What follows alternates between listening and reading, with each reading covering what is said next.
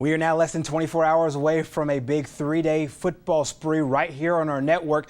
We conclude with our teams playing in the Pigskin Roundup Spring Jam with a look at Ohatchee and Weaver. We start with the Indians, who went indoors for their final workout this afternoon. Ohatchee led by new head coach Scott Martin, who previously served at 6A Hillcrest, Tuscaloosa. Now Martin looks to revive the program. It's a proud one over there at the Creek Bank, and it all starts this spring. And it's been a whirlwind first few months on the job, but he says it's been a great foundation. It's been a really good spring. It's been productive. It's been fast.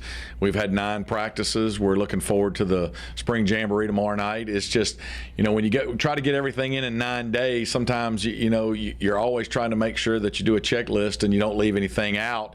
So it's been fast and furious, would be the best way to explain it. As with any new coaching hire, the terminology and philosophy on both sides of the ball get a little tweaking. Martin praised the team's effort and their attitude, and he says that they're learning the system rather quickly. We're still a spread, but we're more of a spread power offense. But it's also simple. It's not very difficult, so it's easy to communicate. I think the kids have caught on real quick, and we progressed a little faster than I thought we would. And defensively, we've made a couple of adjustments to an 8-man front defense, so I'm looking forward to seeing all that tomorrow night. On the other side of the coin, Weaver is looking to replace some big shoes this spring. The Bearcats graduated a very talented senior class that saw 3 players sign on to play college football. Head coach Daryl Hamby says the guys that are young are hungry and they're willing to fill in the shoes this season. I think we return actually just 5 starters, so that's not a lot, but we've got a lot of skill come behind them. A lot of guys that are eager and ready to step up. Been working hard in the weight room and out in the field. The Bearcats will face Welborn on Friday night in what should be a pretty great contest. Hamby says the hype of playing in a big game adds to the fuel of the spring.